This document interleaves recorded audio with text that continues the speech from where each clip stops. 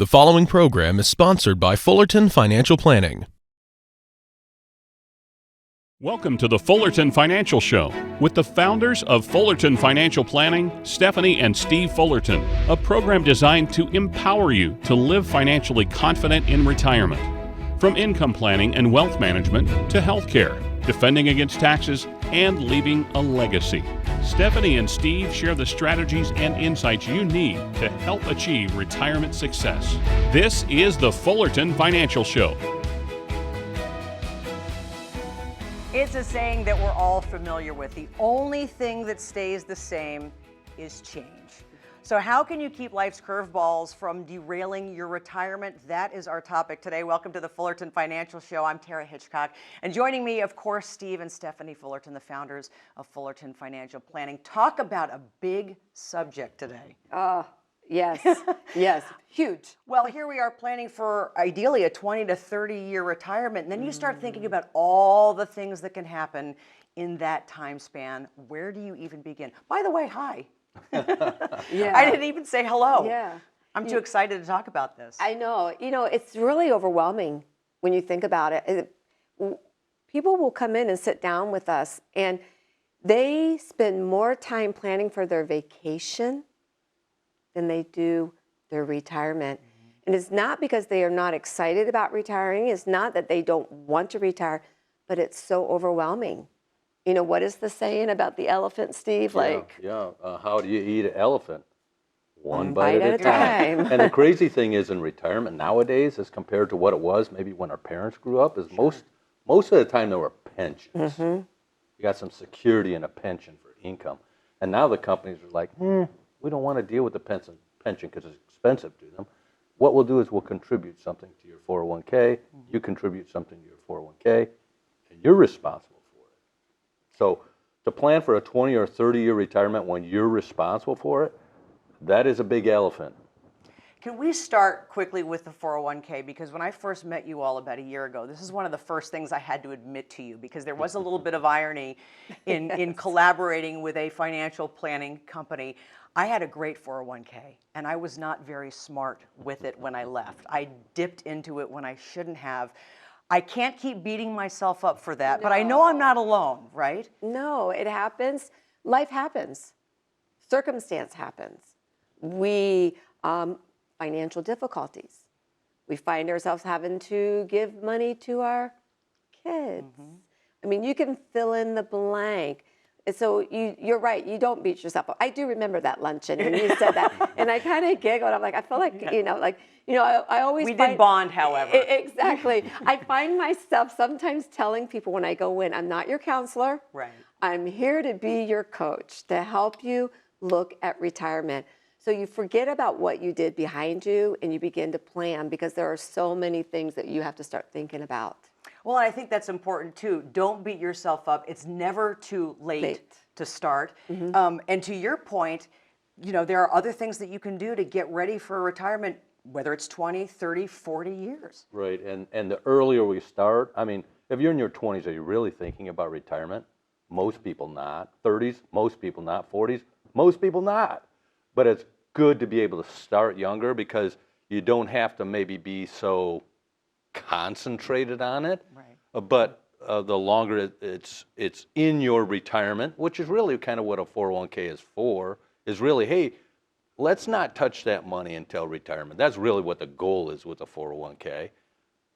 But sometimes life happens. Sometimes it's, I gotta have it. I'll just be transparent. I've been retired almost from the police department, almost 20 years. Wow, I know I look crazy. younger than that. Yeah, you do. But and you don't dress like a police officer. I definitely don't do that. I'd rip the knees of my pants when I'm going out there and taking care of some business. But anyways, that's a whole nother story. But I had to dip into my retirement plan at one point in time. Why? Because we started a business right before 2008. Remember what happened in 2008? We all remember that.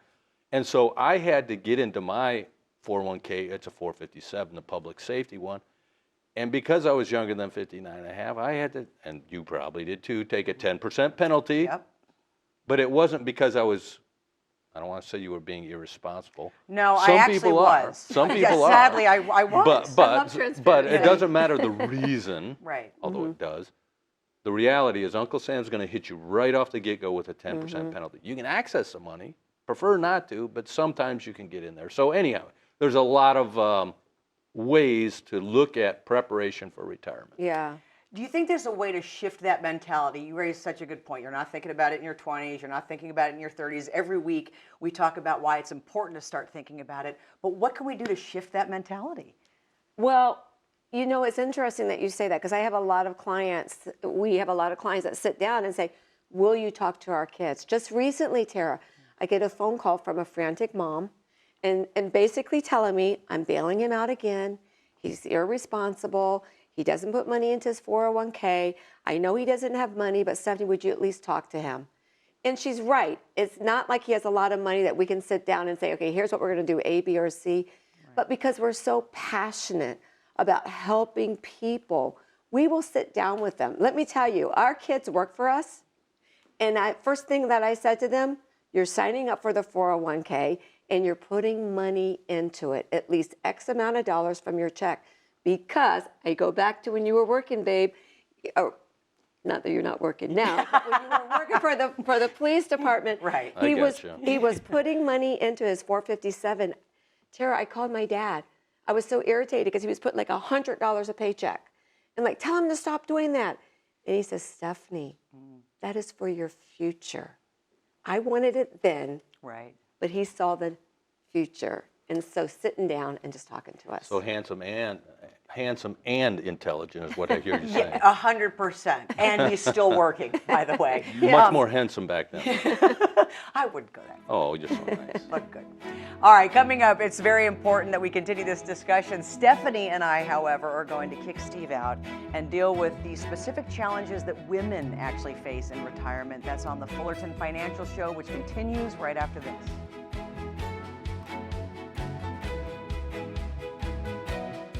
When it comes to taxes, you want to pay more or less? I'll bet you're like me.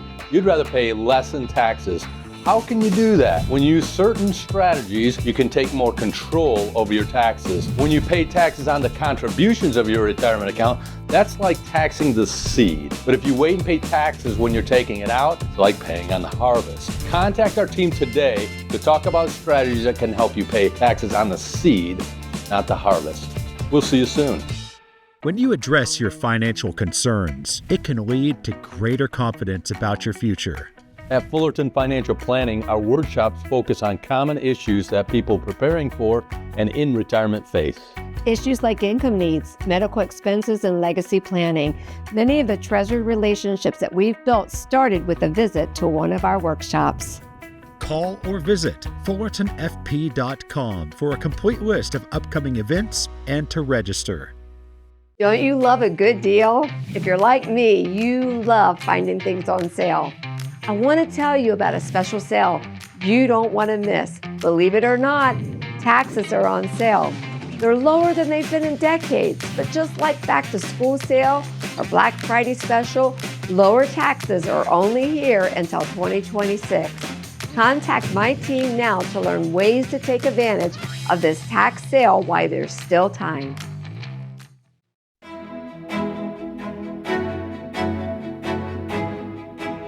Welcome to the Women's Wealth part of the show where Stephanie and I discuss some of the challenges in retirement that specifically impact women.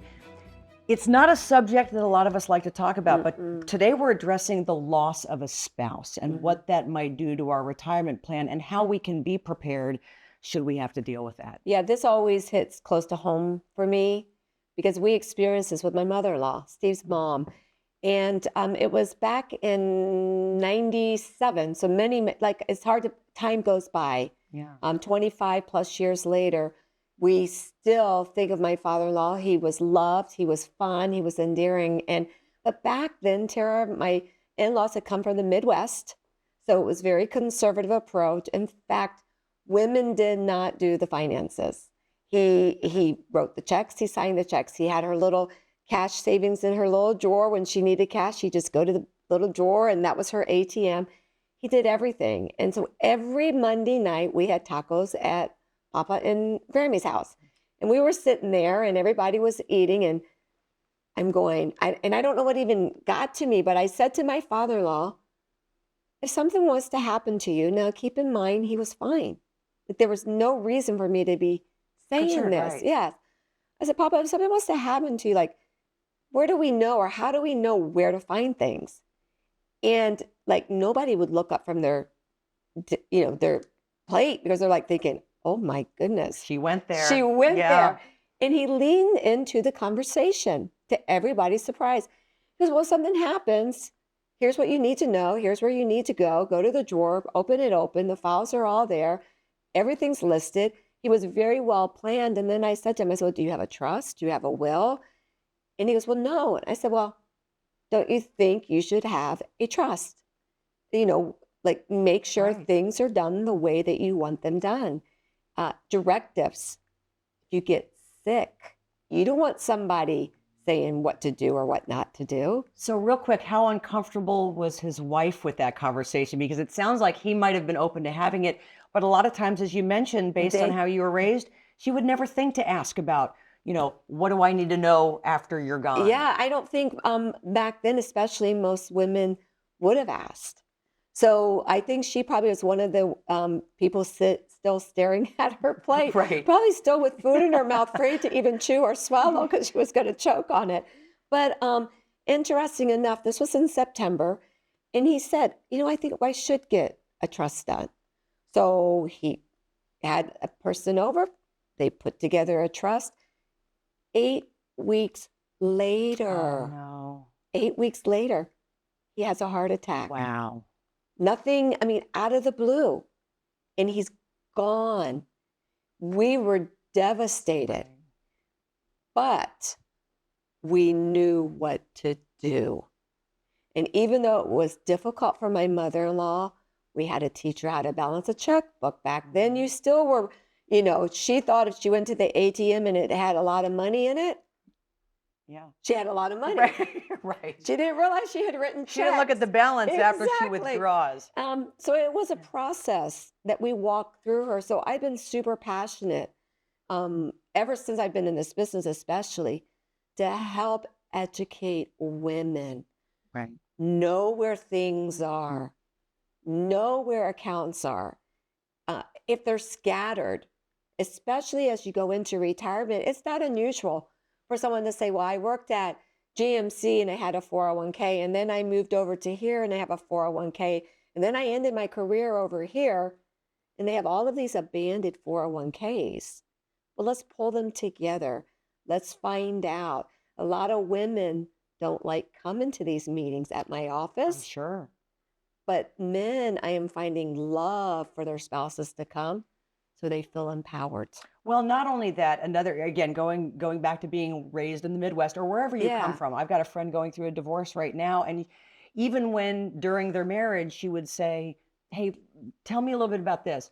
No, honey, I've got it. So a lot of times it's not that women aren't encouraged, but they feel I don't need to know. They've got it covered. Well, they've been taken care of. Yes. And they've liked that. And sometimes if you don't have to worry about it, you can just, go on as life as is. But whether it's being widowed, divorced, and even being empowered inside of your marriage, just to know where things are, because life does happen. Curveballs do get thrown at us, and we need to know what to do when it happens. I will tell you, when my father-in-law passed away, it was hard enough just dealing with the loss, the emotions, and the sadness of they were married for almost 40 years. Wow. That is like your right hand, and then all of a sudden, then have to worry about all of that. It was a lifesaver in a sense that we were able to know where to go, pull documents. We knew what the directives. I'll never forget the conversation when we sat down and he said he wanted to be cremated. Well, we almost like lost our breath because we never in the world knew that he wanted to be cremated. We just thought he would want a regular burial, but it was in writing. And so it took all of the questions out of it and made it very easy for us to move forward in those hard decisions and steps that have to be made when you lose a spouse. Does it help then to have this conversation in front of someone like yourself or with your husband, Steve, present also versus just doing it at home, or you still need to do it at home and then maybe seek more guidance? Tara, I always have to preface, I'm not your counselor, I'm your financial coach, I'm your, investment advisor, because sometimes when we do sit down and begin to have these conversations, another one is beneficiaries. Like, especially in a second marriage, we find that they forget to change those beneficiaries. And we're sitting in the middle having this conversation, no. and the ex-spouse. This is the Netflix show. It's a Netflix reality show. Exactly. So important to know where things are at. Well, again, as a woman who is also learning as she gets older, Yeah. this is important, especially for women. It's hard enough being a woman, but we do get hit different ways when it comes to Exactly. retirement. Coming up next, straight ahead, Steve is back and he shares a retirement checklist to help you prepare for life's changes. We just talked about that. A lot can happen. That's next in the Fullerton Factor, and still to come, we answer some of your most pressing retirement questions. You're watching the Fullerton Financial Show. Stay tuned.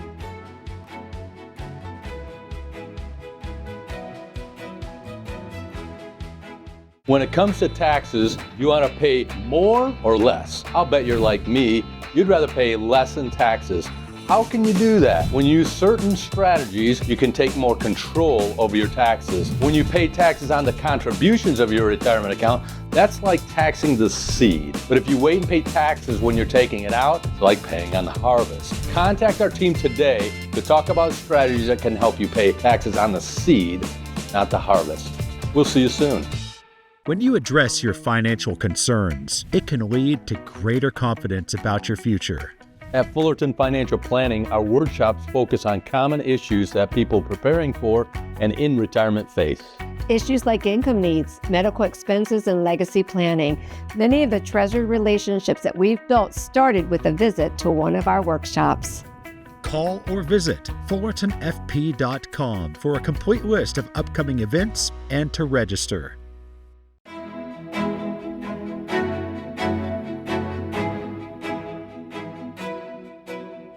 Welcome back. In today's Fullerton Factor, we are talking about preparing for life's curveballs. Steve is going to talk about what you need on your retirement checklist. Steve? Thanks, Tara. When it comes to being organized, nothing beats a checklist. It's a simple, easy to follow guide to make sure that you're right on track.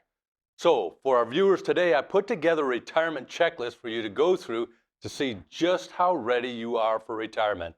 So let's go through each one. First, what does an income plan look like? You've heard me say it before, without income, there isn't a retirement. Now that your days of collecting a paycheck are over, that paycheck it comes from you. Where does that money come from? That handles your daily expenses. Understand your income plan is the first step. Second, be sure that your income plan takes into account inflation. What things cost today isn't what they're going to cost in a few years, and your retirement is likely to be much longer than just a couple of years. Inflation never seems to go away. The way we fight against it is by having a portion of your retirement assets positioned for growth so that our buying power doesn't go down when things get more expensive. Be sure that inflation is part of your plan. And then third, be sure your plan is tax efficient as possible. Understanding how each of your retirement accounts is taxed can be crucial when it comes to avoiding big tax burdens in the future. With our national debt continuing to rise, taxes could go up in the future. Keep this in mind in your plan. Fourth, take a look at your investment strategy. How much is at risk and how much you're exposed to? It's good to have some money in the market in order to grow, but that money could be at risk if the market goes down. Fifth, take a look at your healthcare coverage. Healthcare expenses can pile up a retirement. Be sure that your plan takes these big expenses into consideration. You may be in great health now, and I hope you two are, but retirement lasts a long time. Overlooking healthcare expenses would be a mistake in your plan. Six, what's your plan for long-term care? The majority of us will need some type of long-term care at some point in time in our life. and it's not covered by traditional Medicare. Figure out a strategy that's right for you that could help you cover long-term care if it becomes something that you need. And then finally, number 7, look at your legacy and your inheritance goals. Ultimately, where do you want your money to go? Do you have documents prepared for your wishes to be carried out? If not, it could be a good time to get that taken care of. These are just some of the top items to have on your checklist as you think about retirement. How many can you check off? That's the Fullerton Factor. Back to you, Tara. Thank you, Steve. Coming up next, if you have a question about retirement, don't go anywhere because Steve and Stephanie have the answers. That's in our Q&A segment. The Fullerton Financial Show continues right after this. When it comes to taxes, you want to pay more or less? I'll bet you're like me. You'd rather pay less in taxes. How can you do that? When you use certain strategies, you can take more control over your taxes. When you pay taxes on the contributions of your retirement account, that's like taxing the seed. But if you wait and pay taxes when you're taking it out, it's like paying on the harvest. Contact our team today to talk about strategies that can help you pay taxes on the seed, not the harvest. We'll see you soon. Don't you love a good deal? If you're like me, you love finding things on sale. I want to tell you about a special sale you don't want to miss. Believe it or not, taxes are on sale. They're lower than they've been in decades, but just like back to school sale or Black Friday special, lower taxes are only here until 2026. Contact my team now to learn ways to take advantage of this tax sale while there's still time.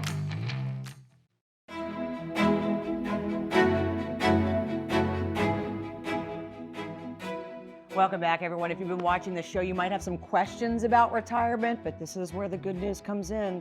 We've got two of the best, Stephanie and Steve Fullerton, to help answer some of them. So are you ready for our first question? I love this part. I love this question. Yeah. This is from Clark in Scottsdale. I'm 64.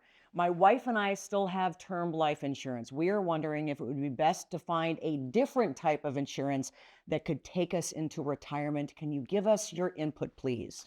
Well, I think this is a great question because there's a lot of misunderstanding on life insurance out there. What kind, what type, do I need it, do I not need it? I've accumulated, I don't need it anymore. So I look at life insurance in a very broad stroke. So speaking to Clark, first of all, what I want to say is term typically is something that we'll get when we're younger and still have kids at home. We don't have a lot of money extra. Right. Because we're pouring it into raising our family. So we need the most amount of insurance for the least amount of money. Term is really good for that. But as we get older, Tara, insurance can be used as a way of accumulating assets. In fact, we even look at it as another asset class now. So we can look at life insurance as maybe a savings bucket. We can look at it as a legacy, a tax efficient, death benefit. But even better, now we look at it as a living benefit, utilizing, like, we could go into a whole segment just for Clark. So here's what I want to tell him. Come in. Yeah. Let's talk about it because there's a lot of options out there.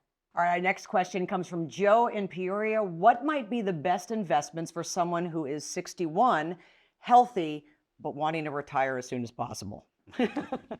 Well, I love this question because Joe is probably what we hear all the time. I'm young, I'm healthy, and I'm wanting to retire. Right. So my first question back to Joe is, what have you accumulated? Because to answer Joe's question, we got to know how he wants to live in retirement. Yep. Can he retire?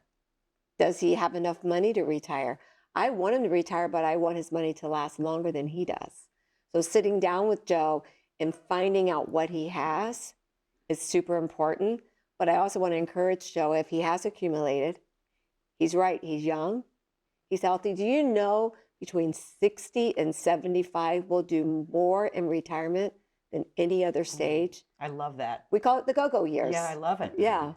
But you made a good point too on a previous show where we also needed to know what Joe likes to do. Yeah. Like if Joe's into horses or motorsports, Yes. you know, we might need to think through A this. little bit more money. Yeah. Right. Well, it really deals on what you've got, what you're trying to do.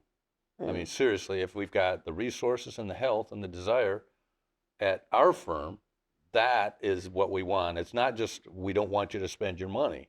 We want to safely place your money in strategies that with assurance can help you achieve the goals, including if we live a long time. We want to ensure that you've got money to last as long as you do. We have a great saying, there is no retirement without income. True. So what's the income strategy? I love it. Yeah. This is something that I find a lot of people have been doing. They have some rental properties. It's been something that's really on the uptick. And this question from William in Sun City West says, I own several rental properties that I'm planning to use for retirement income, but what are some of my options for a backup plan in case I just decide I don't want to be a landlord anymore? I feel like William is our client. Honestly, I'll tell you, we have, you're right. I see a lot of people coming in now that are very real estate heavy.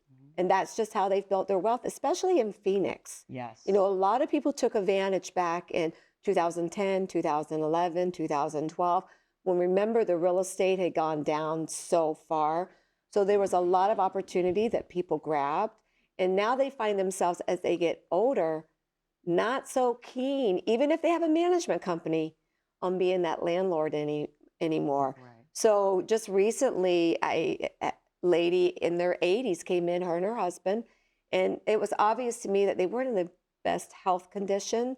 And so we began helping them, not so much selling their real estate, because that's not what we do, but we began helping them as they sold their real estate, make sure that the taxes were taken care of, but then replacing that money, because a lot of people use the real estate for income. Sure. So we had to replace the income. Sadly enough, Tara, we got everything just done, just recently completed it. And just a few months later, he passed away.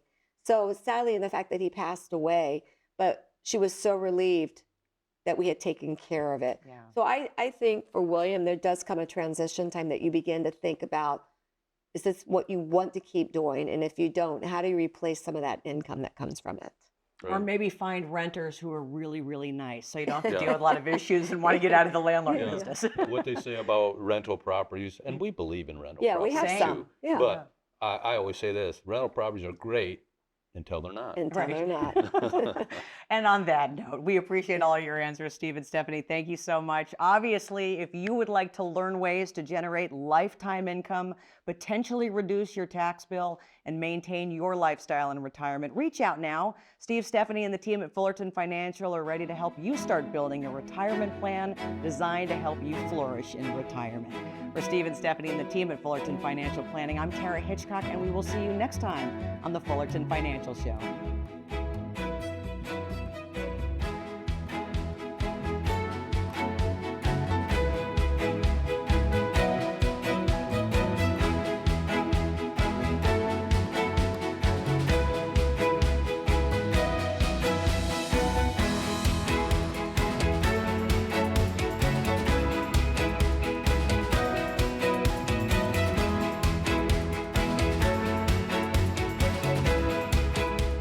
The preceding program was sponsored by Fullerton Financial Planning.